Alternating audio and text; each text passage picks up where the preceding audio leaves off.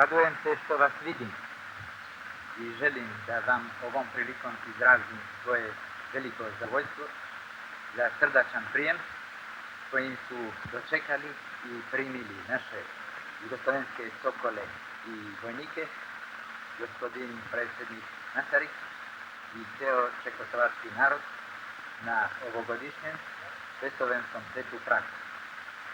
Uveren sam da će takvim susretima sve više snažiti sokolska ideja koja je tako čvrsto ukorenjena u našim zemljama, kao i bratski odnosi na opštu korist oba naroda.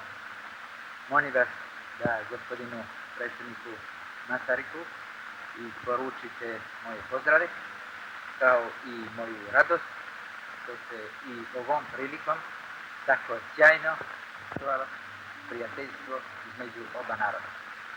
Vaše veličenstvo, prosim, abych směl vašemu veličenstvu, jejímu veličenstvu královně, jejich královským vysokým princům přátí co nejkrásnější pobyt na Bledu. A prosím dále, abych směl vašemu veličenstvu co nejvroucněji poděkovat za laskavá slova, kterými vaše veličenstvo ráčilo mne dnes přijatí.